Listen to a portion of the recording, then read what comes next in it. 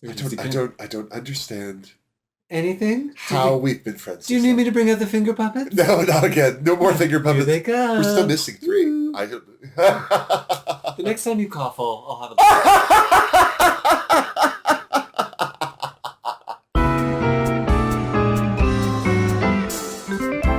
Hey dolls, it's me, Wilma Fingerdoo, with the Fingerdoo review of RuPaul's Drag Race Season 17, Episodes 8 and 9, because somebody was on vay-cay. How are you, Wilhelmina? I'm relaxed. Yes. I'm moderately tan. Yes. And I'm, glad to be back? Glad to be back. Yes. Well, I'm glad to have you back. But before we get started, well, I've got some people to thank, mostly tipper-doos. Sean Smith, Daniel Sims, Couture Stalker 8606, and Pauline Moriarty all left tipper-doos using the YouTube thanks button, which is just below this screen. I also need to welcome a new diva to the Fingerdoo family on Patreon, Herman Van de Beek. Welcome, darling. I hope you can make our next live chat. Well, let's get to it. Episode 8. This is where Crystal went home. I don't know if you remember. You were on vacation. I was on vacation, and you know what? I just blocked that entire Snatch Game episode from my mind. Yeah. It was... You wouldn't have enjoyed your vacation otherwise. No. I could wake you up and you go, Snatch Game, and then rocked back to sleep. But yes, everyone said bye to Crystal. People were shocked. They all seemed to be a bit surprised that she left prematurely, but... I don't know. If you're not winning, any time you leave is the right time. I'm just saying. And God bless Crystal. Gorgeous queen, but just no personality. Come on. A boring pageant queen. Yeah. Good looks. Everything else. No. Yeah. Anya was giving her flowers for... So she should be. Winning at Snatch Game. But she said, well, nobody made it hard for her. Susie Toot expressed her consternation that the other queens didn't think that she'd done well. Was it a good impersonation of the character Audrey from Little Shop of Horrors as played by Ellen Green? Yes. Was it funny? Absolutely not. Yeah. I don't know what Susie was looking at or what playback she had going on in her mind, but it was not helping her. I admire that level of confidence. I wish I had that confidence. I wish I did too. And nothing was more to that point with Susie than her saying that she didn't win the Snatch Game so the other queens could have another week to breathe. Yeah, I don't think anyone likes you enough for those comments to go over in the spirit which I hope they're intended. Of course, one thing all the queens agreed on was they were very grateful to Lana for getting rid of the competition. Yeah, Lydia straight out said it. Thanks for sending a heavy hitter home, girl. After that win, I think Lana was starting to feel the cracks in her own armor because she vowed that this was going to be a new era of Lana. Not sucking? I look forward to it. I'll believe it when I see it, or don't see it, depending. The next day in the workroom, the queens all commented on how small the cast was getting. Yeah. And then they spent some time making fun of Lydia and Corey for their relationship. Jealous. Yeah. What else have they got to talk about? Nothing. I would have tried, but... I mean, something. Craft service is so good no one's complaining? What's going on? It's delicious. You don't want to pull back the curtain too much. And then Carmen Sandiego, well, it was Ruin a Hat. Ruin a Hat showed up to give the girls this week's Maxi Challenge. It was the Rusical, and it wasn't just any Rusical. No. It was the Wicked Wiz of Oz. Munchkins and flying monkeys. Yeah. It's going to be a good week. It's going to be fun. Yeah. I was a little nervous, though.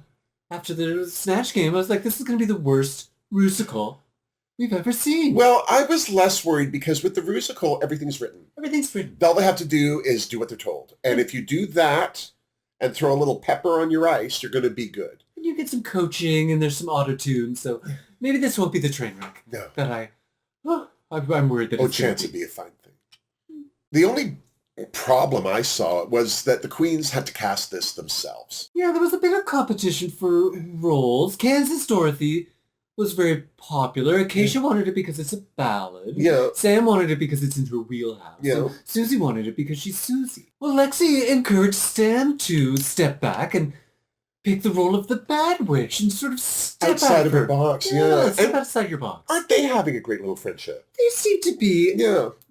Just two pals that didn't think they'd be pals. And then it got down to the point where it was just Susie and Acacia, and there was like, well, what do we do? Flip a coin, rock, paper, scissors, and yeah, Lexi was like, well, you got that, so this only seems fair. And well, and good for Lexi to point that out because Lexi also had her own issues with Susie during the SNL rehearsals. So I'm glad she stood up and said, no, Susie, you don't get everything. Yeah. So appropriately, Susie settled for the Green Witch. But why she wouldn't want the Green Witch? It seemed like a juicy role. Yeah, once they started rolling, I was like, oh no, that's easily the lead. Like, I know it wasn't the lead. In the setup, she's not the lead. But she had a huge part and she got to kick it off. We're getting ahead of ourselves. Yeah. The only other people that seemed to get into it over roles was Corey and Jules. They both wanted the Good Witch. And yeah, Corey thought that she should get it because the Good Witch clearly got her boobs done and her bum done. And Corey's only thing that she's bringing to the table is her big boobs and big bum. Jules felt that she needed the role and production was giving them their outfits anyway, so production was going to give her the boobs and the bum that she needed. Yeah, so, good for her. So, to solve the dilemma of who got the Good Witch, they had a vote. I kind of like that Susie was like, well, if you're going to be, voting other people into roles, I'm going to do that as well. So she's like, who wants Corey to be the Good Witch? And she was the only one that had her hand up. She was the only one. So Jules got it. Yeah, and rightly so. Yeah. Yeah, and then Corey got to be a flying monkey with her. Well, not just a flying monkey. She was more or less Lydia's backup singer. Yeah. But it was her and Lydia as the flying monkeys, so at least she had a friend with her. Lexi wanted the lioness, and she got it. Lana wanted the Tin Man, and she got it. And then Arietti wanted the Scarecrow, and they got it. So no fights there. It was all fine. Yeah, Anya Nerve got Harlem Dorothy. Which she should. Only other person who could have done it was Corey. Well, and she's not got the chops. No. She got no chops. No. And then it was off to record the tracks with Michelle Visage and Gabe Lopez. Lana went first. I have to tell you, I have been in love with Lana's speaking voice since day one, but she did a good job. Lana did a fine job. Yeah. I didn't expect her to do well, but she didn't suck. Speaking of didn't suck, Lydia, I thought, did a really good job. And I was not expecting something so cute to come out of little Lydia, little ingenue. What I realized when she and Corey were both recording their parts separately is she had more of a part. Yeah, Corey said that she wasn't a singer and then proved it. Yeah, 100%. Yeah. She's like, do you sing? No. It's like, okay, let's see. It's like, oh yeah, no, you don't sing. You don't sing. On Your Nerve, on the other hand, they're like, do you sing? She's like, oh, I love to sing. And then she proved it. She did a great job. She did a great job. Susie and Anya sang like Broadway performers. Yeah. Right away, it was like, whoa. And immediately, all the other queens, when Susie started singing, all were like, oh, she's singing. And then it struck me, why was she giving it such a hard fight for that Green Witch song? Because it sounded like a good song for her. It sounded like the perfect role for her. So maybe she was thinking that, oh, this is too in my wheelhouse. I'm going to be too good at this, which I get it when girls do that. They're like, oh, I want to do something a little separate. But you're doing a musical. Like, all of this is in your It's all in your wheelhouse, yeah. So you shouldn't be surprising anyone. Yeah, calm down. Calm down. Calm your tits. Yeah, I like the fact that Michelle asked Sam where her Cher references come from. Because you can't assume that everyone just has the same references with someone that is 8,000 years old. Yeah. So I like that she was like, oh, so what is your reference? It's like burlesque. And it's like, which is a great Cher reference. Yeah, Cher is very Cher in burlesque. It's not like Mask or a Suspect or something dramatic. Wagon wheel what to see. See, I don't do a good Cher. You don't do it good. It's a terrible Cher. Yeah. I never said I could. It was an average Elvis.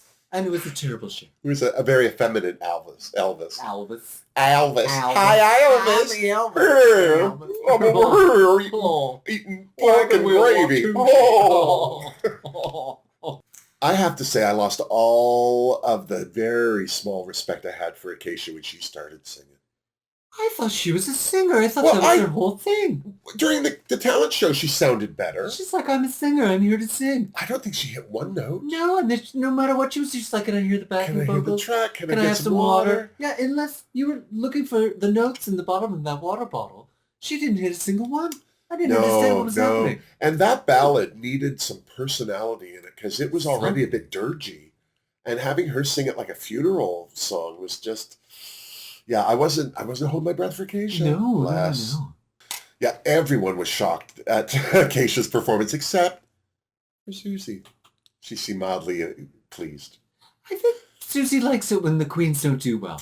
I think she really embraces it. Especially if it makes her look right. Yeah. You know what I mean? Like, as opposed to thinking, oh no, the whole music is going to be off if she's not better. Yeah, pageant girl in the making. Pageant girl in the making. Yeah. She was born to be a pageant girl. Yeah. Too bad Sam doesn't like her.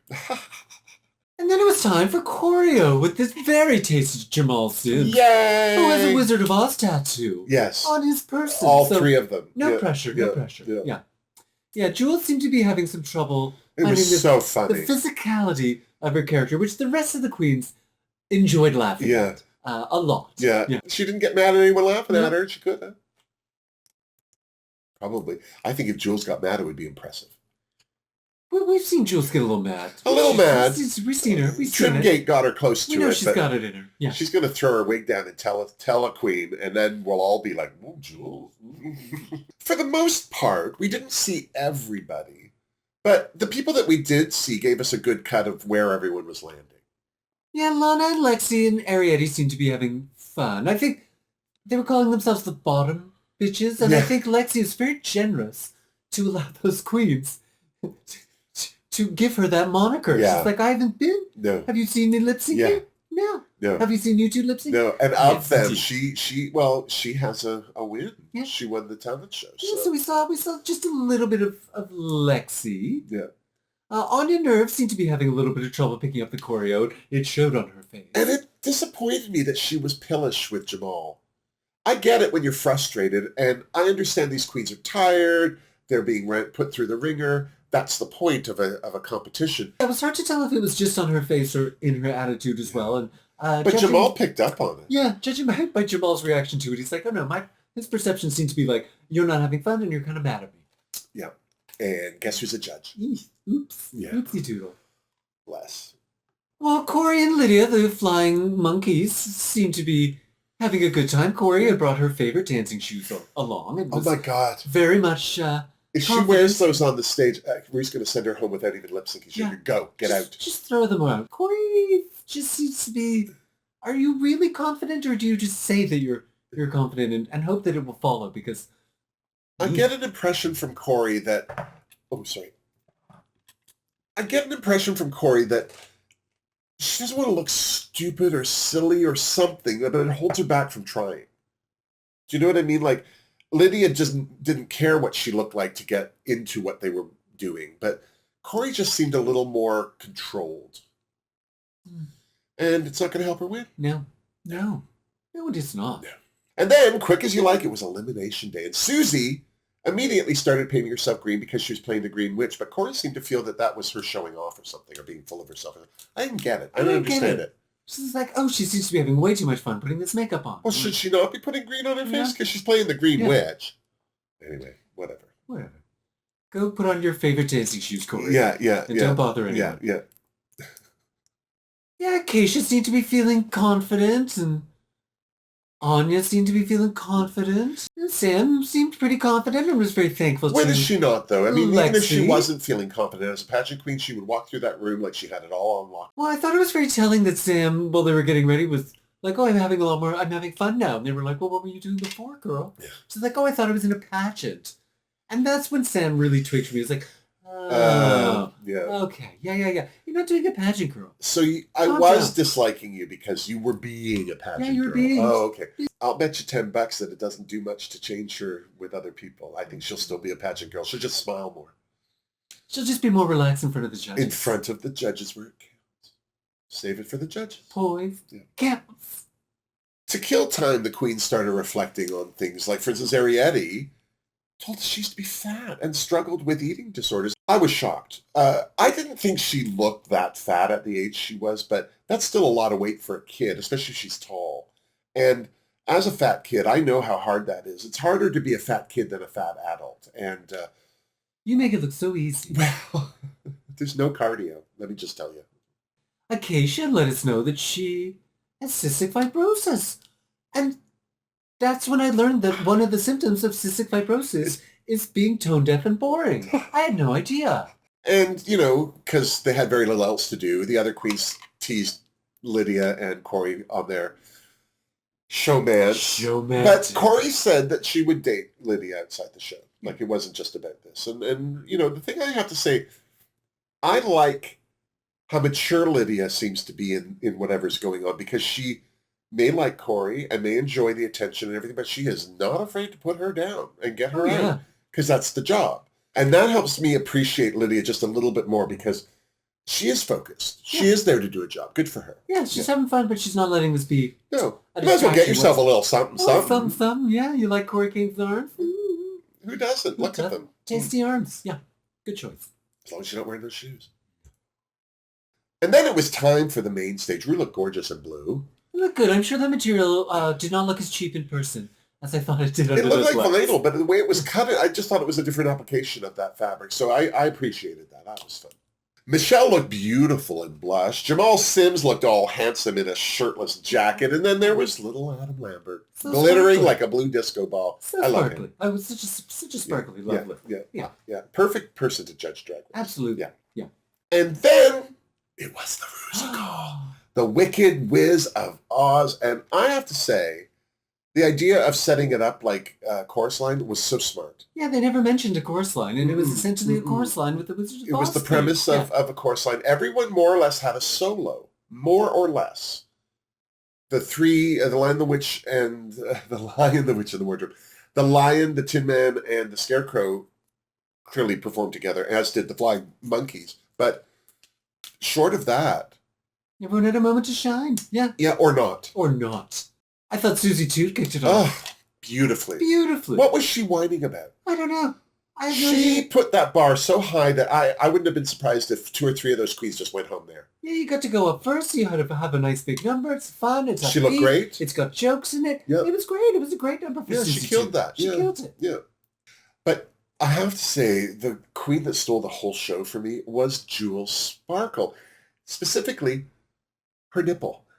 That fake boob on her just kept poking its nose out, and it was one of the funniest things I think I've seen somebody contend with, because she was so focused on performing, and I want to say professional, but I don't know how much experience she has performing like that, but she didn't let it take anything from her. She just tucked that bad boy back in her Yeah, she reacted to it. She dealt with it. She moved on. I thought Jules did an amazing job. The friends of Dorothy had their moment to shine. That was Ariete, Lana, and Lexi. Lana's makeup, can I just start? Stunning. And the wig they supplied her with, gorgeous. Actually, Ariete's Scarecrow, if she hadn't have made, like, she didn't make that, but if she said she'd make it, I would have believed her. It was a gorgeous Scarecrow. I love the take on the Scarecrow. Yeah, the Scarecrow wig was great. And Lexi as the lion looked good. It was just a simple costume compared to the other two. Yeah. That was all. But it was a simple costume, but I found that she put more of the cowardly she was giving that Bert Lahr in it. Oh my God, so it was funny. Yeah, I thought they all did a good job. I didn't think anyone really stood out. No. But they all did a really solid job. Yeah, no, equally. They didn't. No one ruined it. That's for sure. Of those three, no, they didn't do a bad job at all. Sam Starr's Wicked Witch / Cher impersonation. And Cher. I think she did a great job for Sam Starr. Was it the best Cher in the world? No, but it didn't call for it. Wow. Yeah, you were surprised. No, you were quite shocked, yeah? I enjoyed it. I enjoyed that Sam's performance. Yeah. I thought she did a good job. Yeah. Yeah, I just don't like her. I think that's what it is. Yeah. Lydia's Flying Monkey was gorgeous. Terrific. Yeah, she did an excellent job. Corey's Flying Monkey supported Lydia beautifully. It was just not good. No. It was not good. I know you had the smaller role. I know you had the supporting role, but you did nothing to make yourself stand out. A better queen would have made that tiny little role sparkle, and she just doesn't have it in her, bless her heart. Yeah, didn't have it. Yep, sorry. Speaking of queens that did have it. Ah, yes. Onion Nerves, Oh Harlem my God. Dorothy. What a great song. First of all, the song was gorgeous. Song was great. Performance was great. She nailed the choreo. Yeah. She nailed the performance. And she did it in those ugly shoes. Yes. Did you see them? They were just hideous. And she didn't get the nicest outfit of no. all of them. I was like, well, okay. the Harlem Dorothy in The Wiz is a teacher, so she's not meant to have Louboutins on. But still. It's still a drag competition. It's a drag contest. At least 4 inches, bitches. Something. Yeah. And that I think all in all it was a pretty good musical. Yeah, I was really impressed with the entire thing. Oh wait, we forgot. Oh yeah, Acacia was in it too. Yeah, Acacia's. Bless her heart. Dorothy. Bless her heart. I don't know what musical she was doing, but she looked better than she performed. I mean, it sounded better than what. Oh my God! Clearly auto-tuned. Yeah, and then to have Adam later compliment her on the track. Oh, bless. Yeah, it was surprising. It was Adam, you should know better. Very kind of you, Adam. But she brought nothing to the performance. Nothing. She was clearly feeling something. She was teary. You could see she was emoting. She's like, I am feeling this as I work my rickety way across the stage. That's when her cystic fibrosis showed up. Thank God the whole Rusical ended with an emerald green kick line. But my only problem was that they all came back out at the end of Acacia's solo, and then they did a dissolve to them all in green jackets. I don't understand why they didn't go backstage while Acacia was singing, because that song went on. Yeah. And switch jackets then and there and come out in green. They could have brought one out and put it over Acacia and then done their something, or just go. Or just push go. her. Yeah, just you're done. You're done. No one would even notice. And then it was time for the runway. Category is parasols. Shady ladies. Susie Toot was up first, and a vision in champagne. Yeah, she looked all right. A little Art Deco, Busby Berkeley kind of moment. It was an expensive looking outfit. The monochromatic tone of it made it look expensive, but it was boring. It did, yeah. I wish there had been a skirt or something, just something else, because the bathing suit alone, it was fine, but it made her look like she was wearing a leotard, and a leotard. Come on. Yeah. I just wish if she was going to do such monochromism with the outfit, I wish she brought a little more color into her face. Yeah. That might have done something for her. A different color wig. Something, Susie. I'm having a bit of a problem with the finger wave wigs that she wears. Now, she borrowed that wig. That was Corey's wig. Yeah, and Corey even as much, I think in the next episode said as much, but it was just too close to her head. I wish that she had a bigger, you know how some of those, when I first started doing Wilma, I had a wig that was finger wave, but it was split on the side. It just got pooffier, like Rosanna Dana. Yes. Volume. Yeah. That's the only thing I think that holds Susie back sometimes. It's just volume. Just a little too subtle. Yeah. Yeah. Yeah, I didn't hate this look, so I gave it a Fingerdoo, but I feel like there was room for improvement. Jules was next and surprised the hell out of. First of all, she wore a dark wig. A black widow. She looks good in a dark wig. She looks so good. She looks great in a blonde wig. And that dress was stunning. Oh, with the parasol, with all the jewels with hanging the trim from and the same trim on yummy, the gloves. Yummy. Yeah. Well done. I gave her a big, fat Fingerdoo. It was delicious. Ariete was down next, showing off her gorgeous Latina influences. Yeah. Some black and burgundy and ruffles and a tiny little parasol. Yeah, she looked great. She looked great. She looked so good. She always looks great. There's never going to be a bad runway with Ariete, even if it might be bad for her, but it's still going to be better than most. I gave her a Fingerdoo. How could you know? Of course you did. It was a spicy caliente Fingerdoo. Lexi Love was next and wore her parasol as a hat. Well, and she had the cane, so it looked like it was a parasol. And then she put the cane down and the hat stayed on her head. It was gorgeous. But then the gold of the cane matched the gold breastplates that she had on. Little titties. Oh, yeah. Scaparelli. Yeah, very Scaparelli. I'm so glad that Lexi brought a little of that to the runway. She looked gorgeous. She looked beautiful. Yeah. Gorgeous. Well done, Lexi. I gave her a Fingerdoo. A golden finger, 2 golden Fingerdoos. Oh, bing, bing, bing. Finger! Little Sam Starr had a lot of nerve looking that good in that dress. If I had been backstage and saw her pull that dress out of her dance bag, I would have been like, oh, damn it. Pushed her down right by her muscle. Oh, my God. The fact that the parasol was lined and beaded in the same fabric that was on the top, gloves, the whole thing. Sam Starr totally got a Fingerdoo. This was one of the most beautiful things I've seen on that Absolutely runway. stunning. Yeah. Next down the runway is the sluttiest flying nun ever, Lydia B. Collins. I don't know what she was wearing on her head, but I didn't care. It was like a dying octopus, but it looked so stupid. It was interesting, but the fabric was so gorgeous. I didn't care what it was. Do you know what I mean? Like, I thought it just, if she had done that look in any other fabric, I wouldn't have liked it. But I thought the fabric really put it over the top. So I gave her a Fingerdoo. Also, it's Lydia. The bar's a little lower for her for me because of how she puts things together. Or doesn't. Yeah. Corey was next down the runway, and ironically, dressed as Dorothy. Boring. You didn't like it? So boring. Yeah. It was barely drag. Where was the drag in that? Well, where were the stones on the dress? Like, that was a She nice had dress. tiny It fit her well. Red button nipples, and her silhouette looked great. It all Gorgeous. fit her very well. The wig was stunning. The wig was fun. Yeah.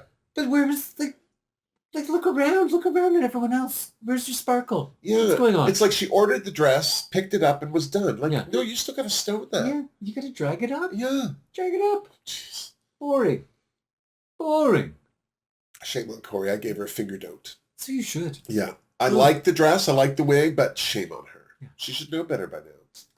Speaking of queens who did know better, Yes. Anya Nerf was efficient in yellow chiffon and pants and a It was very see-through unique parasol too. Whatever and- it was she was yeah. wearing, it was unique to everyone on the runway, and I don't think I've ever seen anyone wear something like that. It was gorgeous on her, yellow. Yeah. So, Fingerdoo for Ms. Nerve. And then Acacia shocked the hell out of me. That is the most elegant dress she's ever worn. The dress was beautiful. I'm sorry yeah. she had that wig tower on her head because it made the dress not look as impressive. But for the category, having 3 wigs and 2 parasols in the wig, I thought that was very smart. But the dress alone was stunning. So I gave her a Fingerdoo because I bet she'd been waiting to wear that all week. Yeah, I appreciated the stupidity of the wigs and the parasols. So yeah, I quite You know enjoyed that that. she's a wig stylist. That's her day job. Huh. Yeah, yeah. Hmm. And she wears great wigs. So She well wears done. great wigs, yeah. Well done. Yeah, my problem with Acacia has never been her wigs. No. And then last but not least was Lana Geray presenting another Black Widow, which I couldn't help but compare to Yeah. the first. I was like, oh, this is not as Except good. hers was a vampire. It was a vampire. You could barely see her teeth Yeah, either. It's like, yeah. oh, you're a vampire? I'm also over queens doing vampires on the runway, like Mm. Michelle is with Marie Antoinette. I'm the same way with vampires. Yeah. It's like, yeah. But she looked good. I gave her a Fingerdoo because she looked good, but yeah, she got to try harder.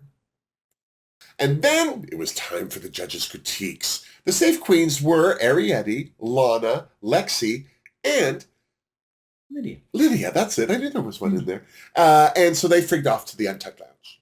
The queens who were on the top, well, clearly Susie, Jules, and little Sam Starr. They rocked it. They did a great job. The queens that were in the bottom, well, Anya was there, and I think the only reason that she was there as opposed to safe, because she pissed Jamal Sims off. So take note, baby queens who are applying to Drag Race. Don't piss off the judges. Yeah, because they praised her performance and they enjoyed her look, but I feel they needed to just spank her a little bit and be like, yeah, you're not going to choreo, but don't let the choreographer know that you're having a hard time. Yeah. Be profesh. Also landing in the bottom, and I'm not surprised by this, Corey, because, well, Lydia totally upstaged her. That's why she was safe. And then Acacia, which, again, I'm not surprised by. No, she was so boring. There seems to be a rampant outbreak of boring this season because there's more than a few queens who just yawn. And Acacia was definitely one of them. Yeah, she whatever she thinks she's throwing down, it's not translating. You know, I'm that's what they hoping that gave when you. she watches it back, that she sees where she's making mistakes.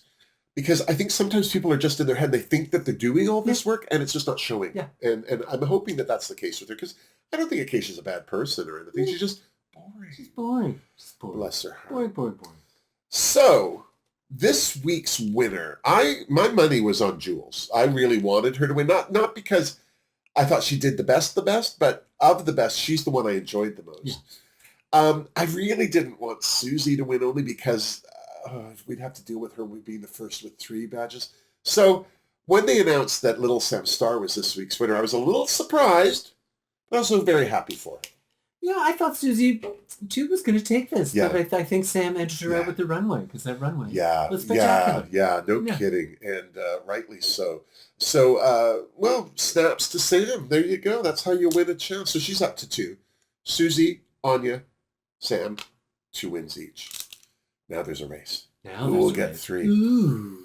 Of course, Juicy. landing in the bottom, Corey and Acacia, and immediately I was like, oh, poor Acacia.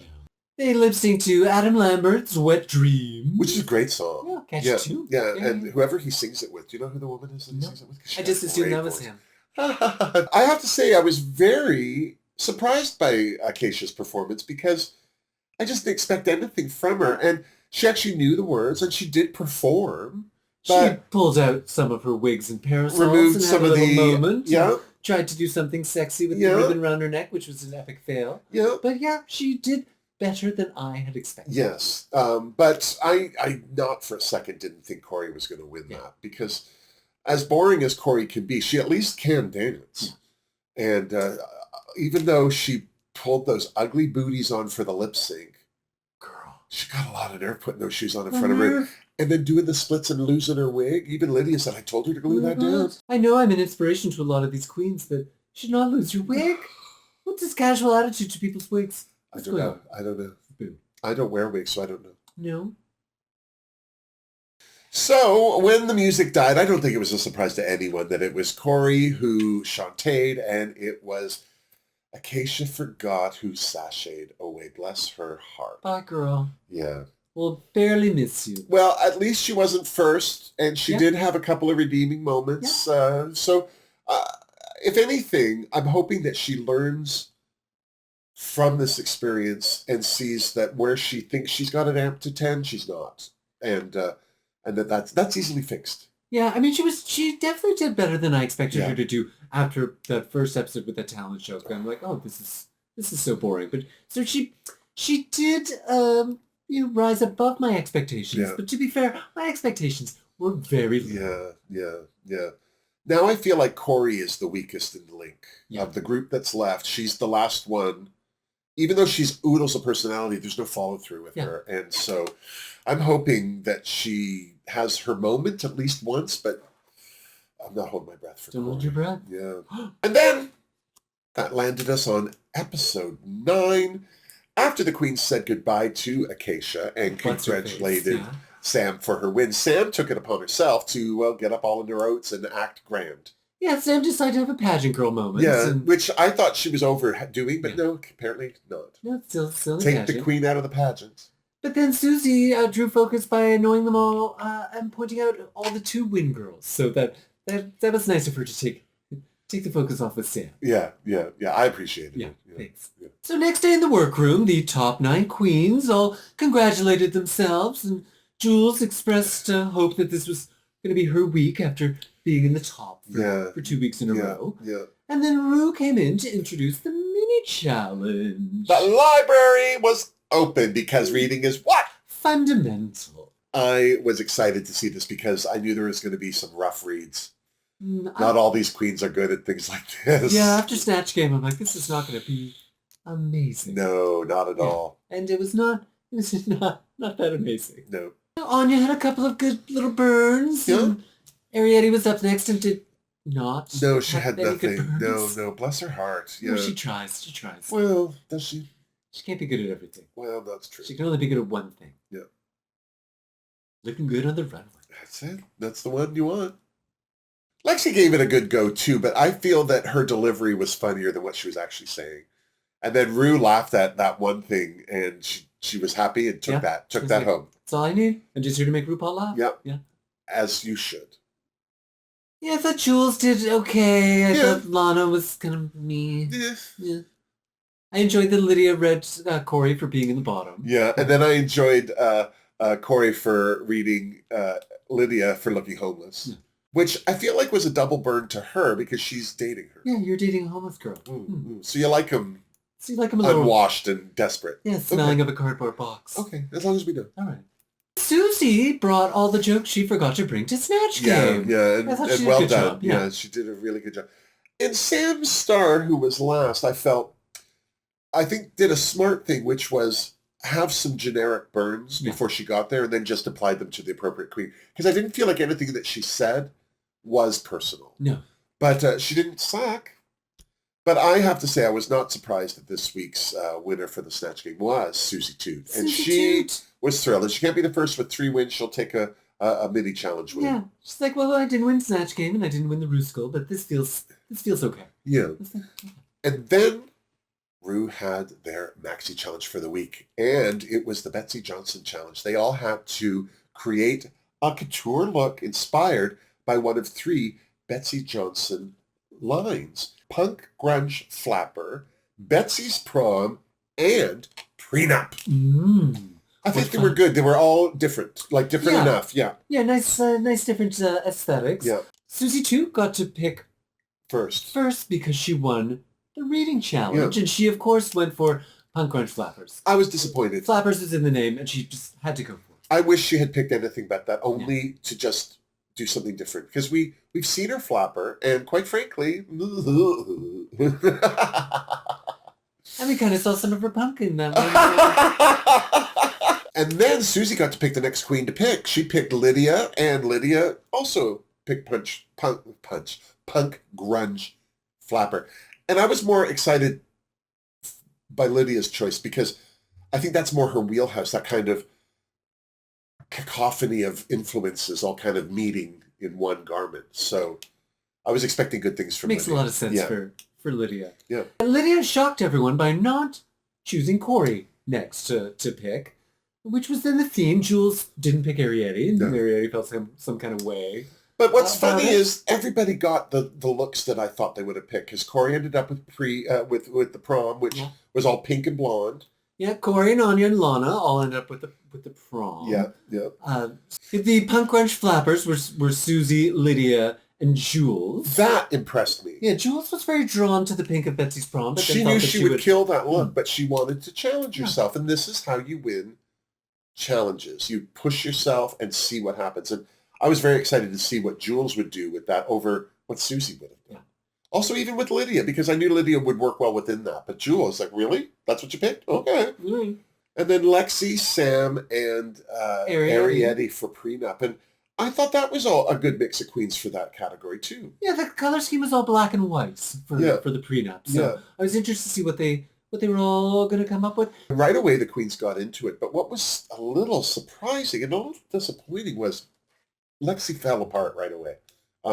Everyone seemed to be doing well. They had good ideas. They were starting to cut fabric. And Lexi was crying. And Sam went over to see what the problem was. And her problem was that she'd been safe the last 2 design challenges. That's a lot of tears for safe. Yeah, she just had a little moment. Yeah. I mean, I get it. You want to stand out, but I would have been more upset if I'd always been in the bottom, not safe. Because at least safe, you have somewhere to go. A little Sandstar gave her the right amount of tough love. Yeah. You know, little snap out of it. Yep, our little share from last week. A lot of share from last week.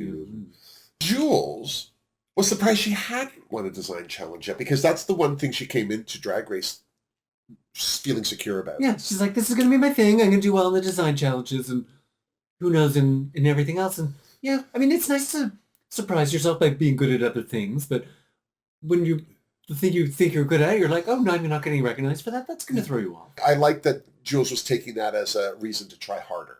Anya Nerve was the first queen to the mirror in something. And what she had made was a pink latex tube, and everyone made fun of her. But the one thing I have to say is she put that on without, like, over her clothes without a corset on. Of course, she looked terrible. Yes. But at least she knew it fit. I still wouldn't have worn it myself. But, good job. Good starting place. And then Ru showed up with Betsy in tow to check on the girls' progress. Yeah, the prenup girls were up first, and they all seemed fairly confident in what they were bringing to the table. Yeah. Lexi was thrilled to hear about how groundbreaking Betsy was when she started in fashion by using transgendered and drag queen models. I remember that. I remember as a kid, like, I wasn't sure what I was looking at. Yeah. But I knew it was different, and I knew it was groundbreaking. And also, Betsy Johnson just made fun clothes. So I didn't much care who was wearing them. But yeah, it seemed to be news to Lexi that this has happened, which I think... Well, Lexi's only 30. Of course, she might not know anything about that. You gotta know. You know your history. That's why people think that trans people just showed up 2 years ago. It's like, no. No. Yeah, trans people have been here forever. Forever. Yeah. Yeah. God bless Arietti. She doesn't get her life lessons right away, but she does learn, because she told Betsy she was doing a 50% of her and a 50% of her to make a beautiful baby, and then immediately regretted saying baby. Yeah. Because Ru reacted, the other queens reacted. Even Betsy knew that there was something wrong with that reference. There was a record scratch, like, oh no. Yeah. Stop doing babies, Arietti. We're not a baby. That'll be the next thing to go. Laughing like a I Japanese want school all the queens that do that to stop it. Yeah. I mean, brush your teeth if you're afraid your teeth look yellow. Like, I don't know what else to say to you. It's only cute when I do it.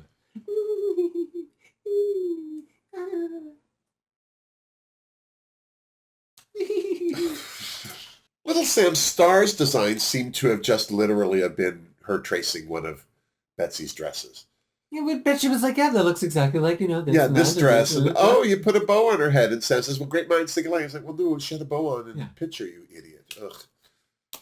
Oh, well, she's 12. What do you got? What do you want from her? Team Punk Grunge Flapper was up next. And, I don't know.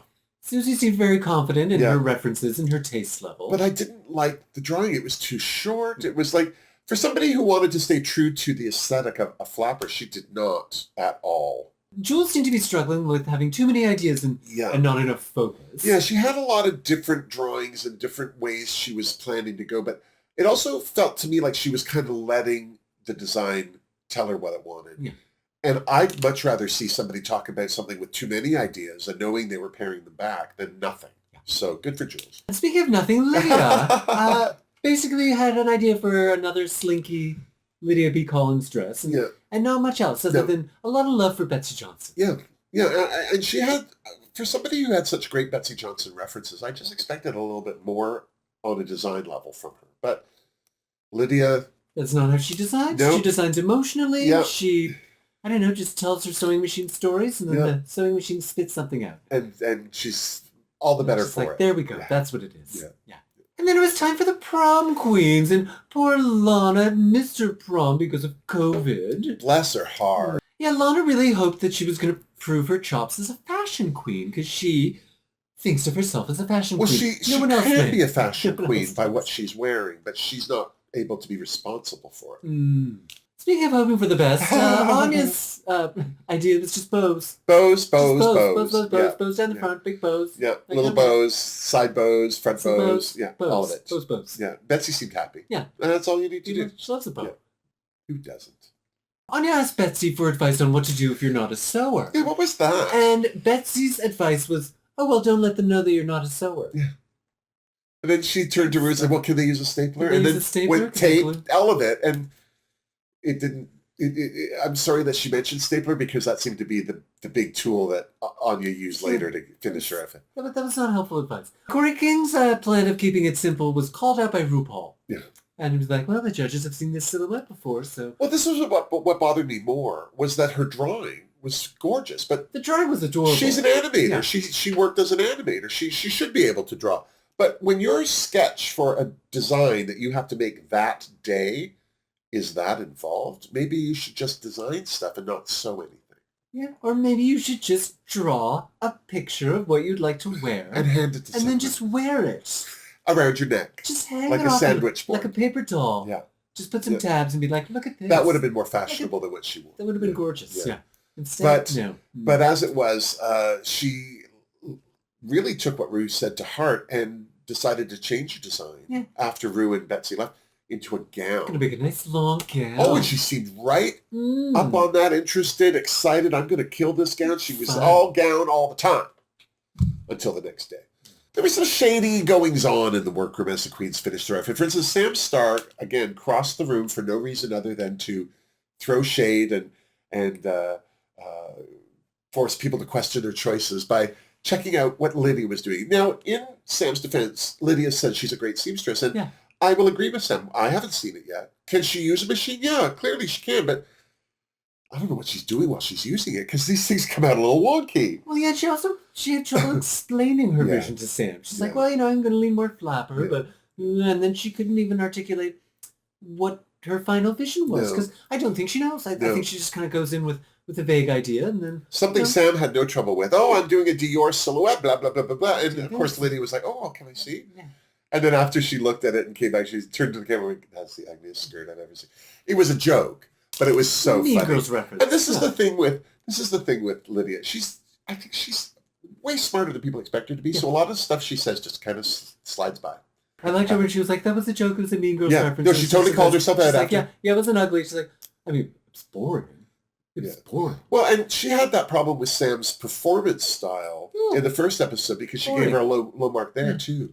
Maybe that's why Sam was kind of trolling around her to see. Because I thought you were boring, girl. Yeah. And then, bless her heart, Susie Toots put a scarf on her head, and everyone got all up in their feels about her doing a do-rag. And again, here's a limited referencing. Yeah. Because it wasn't a do-rag. This is in the 70s, women wore scarves like that all the time. And so I like Anya, she's like, that wasn't a do-rag. That was a white woman with a scarf on her head. And then she showed us what to do. Sexy Anya. This is a do-rag. You're damn right it is, you dirty little... I did like it when Corey said that Susie looked like Alicia Keys. I was like... That was very funny. Yeah, it was very funny. Somebody who I started to worry for was Jules, because she didn't have enough of one fur to trim the outfit the way she wanted to. And so she started patchworking it, and I just was worried. I was afraid it was going to be too much.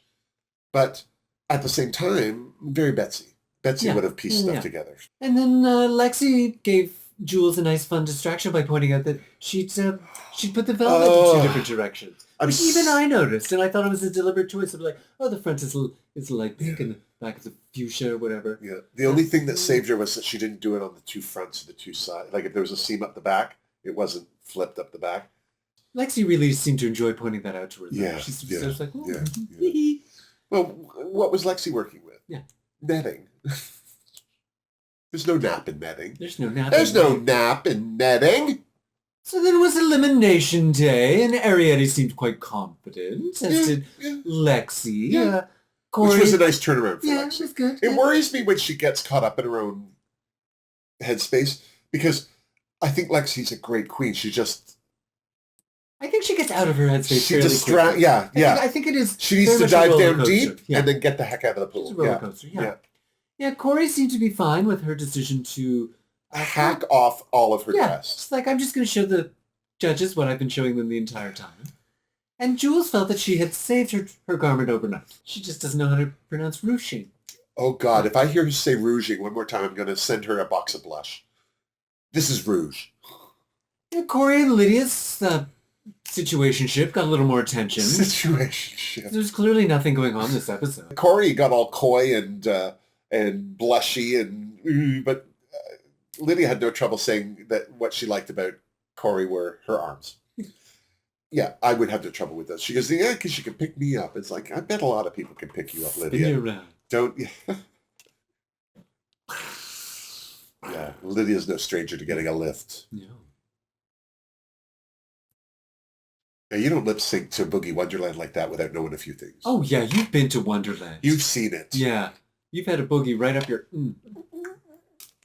Right up your Wonderland. Right up your Wonderland, yep. Yeah. At first I was just feeling some earth and wind, but now I'm feeling some fire. Yeah.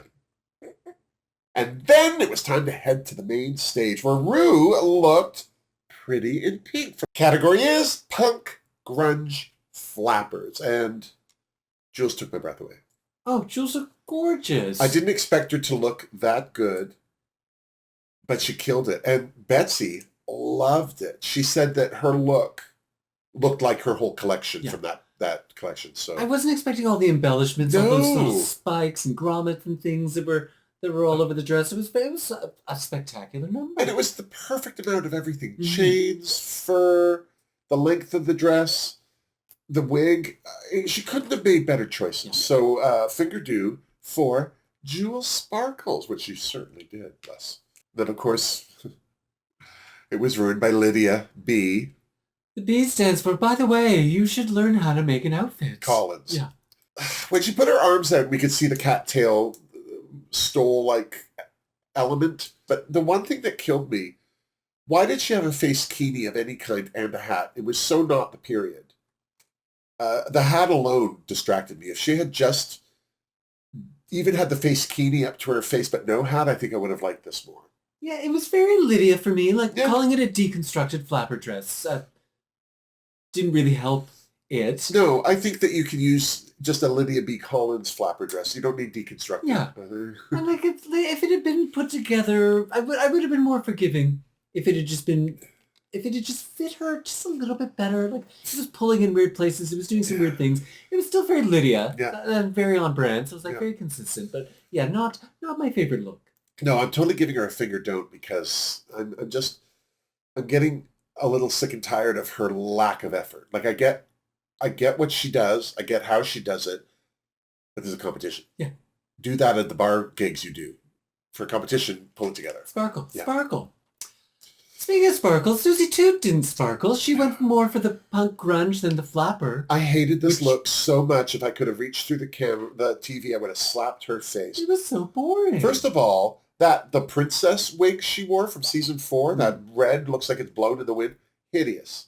And then she said she went more punk, but then why so much granny fabric? Like, I know she had done the boot kind of covers as stockings, but they look like boots. They look like and then boots. the arm garters, like, and then the shortness of the dress, this was a miss on all fronts. And I was so surprised that Susie made those mistakes because she touts that she is the expert on this period. Well, her references didn't save her. Finger don't for toots. The next category walking the runway was Betsy's prom. Yes. Kicked off by Corey King, wearing... What the heck happened?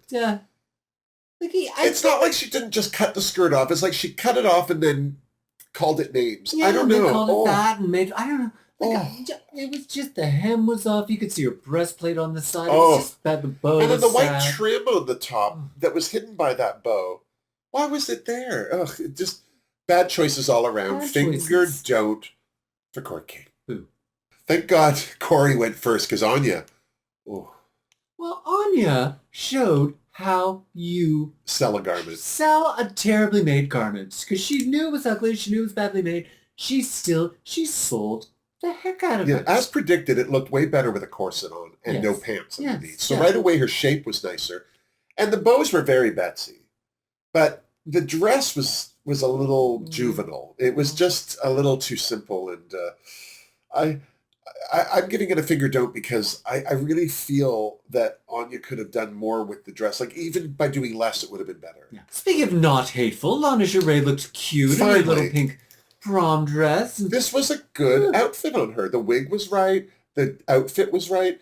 She didn't go full pink, but there was pink in it. Yeah. I really appreciated this. I felt there was some great design going on and some great restraint. Yeah, she was prancing down the runway. She claimed she wanted to dance with somebody, and you couldn't tell her that she couldn't. I do a more fun walk than I normally do. It's like, I don't really pay attention to your walks at all. Bless her heart. But this was the first time I think we saw any personality out of Ms. Jarre. Fingerdoo. And then the final category was prenup. Ooh. Yeah. Ariete looked stunning. I wasn't getting prenup from it. I was getting confused which. I don't know what was going on with the wig or the hat or whatever. It was so dark that I couldn't tell what the wig shape was, what the headpiece was. It ended up looking like a weird little witch hat on her head, and it didn't look attractive. But the dress... Again, it was very dark. You couldn't see a lot of detail, but you could see through it. She put a fabric in behind the lace, so there was some breaking up of all that black, but it was gorgeous. It was beautiful. The great silhouette. Tiny little white bow. It wasn't Betsy Johnson in the slightest. No, it was very Ariete. Yeah. But it was gorgeous, yeah. So I gave her a Fingerdoo. What am I going to say? No Fingerdoo for Ariete? Come on. Sam Starr was up next. Are you sure it wasn't Madonna? Some Madonna. Ugh. See, that was the thing. I was like, he didn't once mention Madonna at all. So I was watching this come down looking like some Madonna from the 80s being like, oh my... Like, and burn it up for your love. Do I just not understand the reference? Like, do I just not... Yeah. Was Madonna just doing the Betsy Johnson reference the whole time that I missed out on? She looked good, but I didn't give her a Fingerdoo. No. Withholding fingers. Yeah. Fair enough. Yeah. Well, how could I give her a Fingerdoo when Lexi Love hit that stage in one of the most gorgeous... There's practically nothing to it. She had the smallest little white lace dress, asymmetrical hem, and then this huge veil that went to the ground all around her, on all sides, with that trim on it, that boa on the edge. So when she was walking... that tulle? That was tulle. That was tulle as well, yeah. It looked like feathers to me, but it was tulle. But when she had her arms sticking out from under the veil and had her bouquet in front of her, all of that tulle gathering really collected around, like from the waist down, so it looked like she had a lace dress on with a big skirt. Gorgeous. And then when she put her hands back under the veil, it was just kissing the ground. Like, it couldn't have been made better. That cheap rainbow wig looked spectacular under it. And then the big bow on top. Yeah. Betsy Johnson.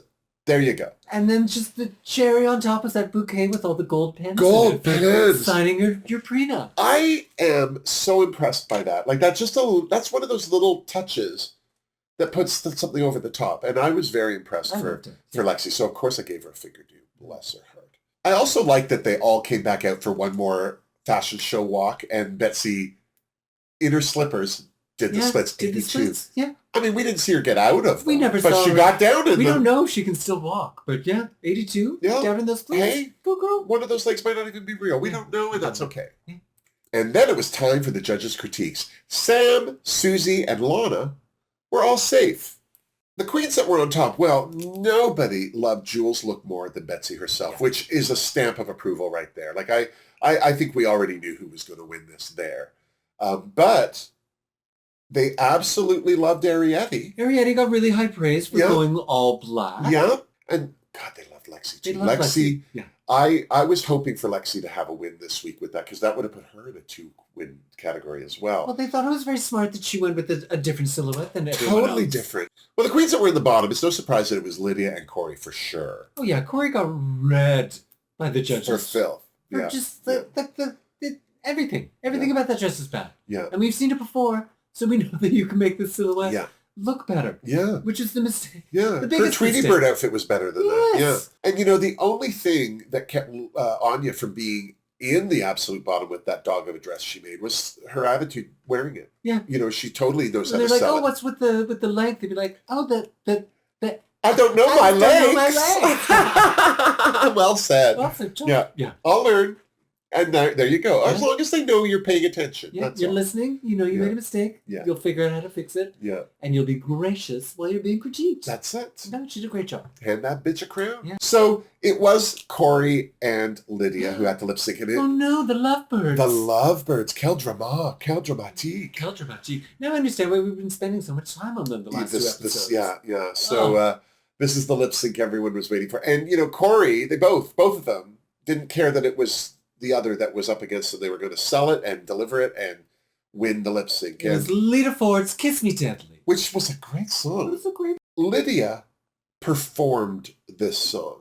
Corey played air instruments through it. So yeah. I was way more interested in what Lydia brought to the table. I was slightly worried for Lydia until I was like, well, no, wait a minute. We've already seen you do an amazing job. Against Arietti. So, yeah. And then I tucked in... You're whipping those cats around. It was all so stupid and fun. Yeah. They ended the song in a big kiss because it was Kiss Me Deadly. Yeah. Somebody was getting kissed in that song. And if the two having a showmance can't do it during a lip sync, then why be there? Who can? Yeah. And so they did. And it was Lydia's second iconic lip sync moment in the same season. She's a superstar already. Superstar. Yeah. And I was very, very happy that it was Lydia who shantaed. And, you know, Corey wasn't going to win, but we're going to miss some of that energy for sure because she was the one who sashayed away. Bye, girl. Yeah. Bye. Yeah. Bye-bye. I'm not sorry that Corey went home this week because I knew she would at some point. And I think that having her lip sync against Lydia gave us a great lip sync moment. A great moment. Yeah. But I'm really happy that Lydia's still there. But if she doesn't pull it together. Yeah. I'm much more interested in seeing what little butthole has to pull out next week than anything Corey King would have done. No, exactly. How about you? Did the right queen go home? Do you think that it was Lydia who should have stayed? Or do you think Corey should have stayed? What about Jules' big win? It's her first. Ooh. She's on the board now. Do you think there'll be another one? Do you think it's too little too late? Let me know what you think in the comments down below. And while you're down there, don't forget to give this video a thumbs up if you liked it. Subscribe to my channel if you haven't. And please leave a comment because these are the best ways to support the Fingerdoo review. But if you want to go that extra step further, you can give me a tip or do with the YouTube thanks button, or you can use my OG PayPal link in the description box down below. Along with that, there's also a link to my Patreon page, which is where the Fingerdoo family meet twice a month for live chats, and a link to my Redbubble store where you can get fantastic Wilma Fingerdoo merch, including the Wilhelmina box fart face. It can go on a mug, it can go on a sticker, go on a t-shirt, wherever you want. Whatever you want. She will put her face anywhere. I will put it anywhere. Believe me, it's true.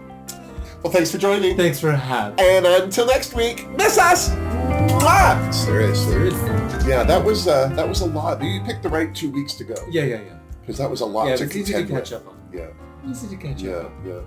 Yeah. I think all the right queens have been going home too, which is great because I think they've all had good moments. They're all able to walk out of that workroom with a high, with a good moment to remember and to put on their dance resume. But yeah, I'm hoping that a couple of them see the light. Yeah, because there's so much more to being a performer than just looking good. Is this why Acacia's so boring? Because she's the most interesting person in her group? I don't know. Am I the most interesting person in our group? No. No? Who else is in this group? It can't Just be you. me. Just It can't be. It's just me. You think you're more interesting? I am. How? I've seen things. On what planet? I've done things. You lie. I know my bodies. What bodies? I don't bury them. I just kick them out of the car. I've gone through this. Just drive through a shady neighborhood, kick them out. Let it be somebody else's problem. Let it be someone else's